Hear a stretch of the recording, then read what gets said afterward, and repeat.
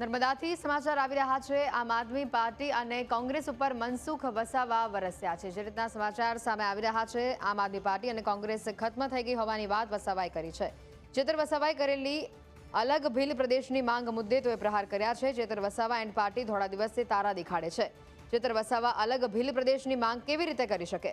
આદિવાસી સમાજને ગેરમાર્ગે દોરી રહ્યા છે ચેતર વસાવા। વિદેશી ષડયંત્રકારીઓનો હાથો બની રહ્યા છે ચેતર, તેવું મનસુખ વસાવાનું નિવેદન સામે આવ્યું। બીજેપીમાં અંદરો-અંદર કાર્યકર્તાઓ વચ્ચે વિખવાદની પણ તેમણે વાત કરી। કાર્યકર્તાઓ અંદરો-અંદર લડવાનું નથી, આ આપણા સંસ્કાર નથી, તેવી વાત તેમણે કહી। કોની વાત? મારે શબ્દ સળે લડવાનું નથી, એકબીજાને લડવાનું નથી, એકબીજાને સામે તલવારો કાઢવાનો નહીં કે પાડિયા કાઢવાનો નહીં। આપણા ત્યાં અંદર આપણા કાર્યકર્તા લડાઈમાં પાડિયા કાઢે છે, આ સંસ્કાર છે આપણા? જિલ્લો બને આપણે ગૌરવ અપાવ્યું છે સ્ટેચ્યુ ઓફ યુનિટી, કેટલું મોટું કામ છે। છોકરાઓને તૈયાર કરો, જે શિક્ષણ જોઈએ તે આપો। હજુ સમય ઘણો વીતી ગયો છે, પણ છતાં હજુ સમય છે આપણા। આમ આદમી પાર્ટી ખતમ થઈ ગઈ, ચિંતા નહીં કરતા તમે। કોંગ્રેસ તો તૂટી ગયું છે, ખતમ થઈ ગઈ છે। આમ આદમી પાર્ટી ખતમ થઈ ગઈ છે, પણ કેટલાક જે અલગ અહીંયા કહે છે ને અલગ ભીલ પ્રદેશ, આ દોડા દિવસે પેલા શું તારા દેખાડાની દિવસે વાત કરે છે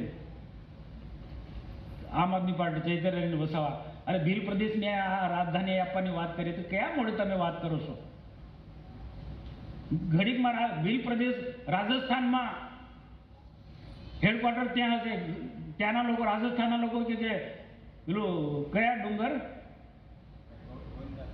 ગુરુ ગોવિંદ માનગઢ, કે માનગઢમાં રાજધાની હશે રાજસ્થાનના આમ આદમી પાર્ટીના કે બાપ પાર્ટીના, એમને એક સાથે જોડાયેલા છે। એક રાજસ્થાનમાં અમારું રાજધાની માનગઢમાં, ચૈતર વસાવા એમ કે કેવડિયા કોલોની અમારે રાજધાની।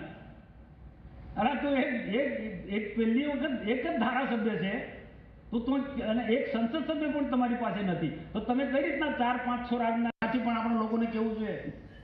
આદિવાસીઓમાં ભાગલા પડો, આદિવાસીઓને વિચારધારાથી અલગ કરવાનો કેટલાક વિદેશી ષડયંત્રકારીઓ છે, એનો આ લોકો હાથો બની રહ્યા છે। વિદેશી ષડયંત્રકારીઓ જે મણિપુરની જેમ આદિવાસીને અલગ રીતના ઉશ્કેરવાનું કામ કરે છે, એ રીતના આપણા ગુજરાતમાં પણ આ પ્રયાસો કરી, એમાં સફળ ના થાય।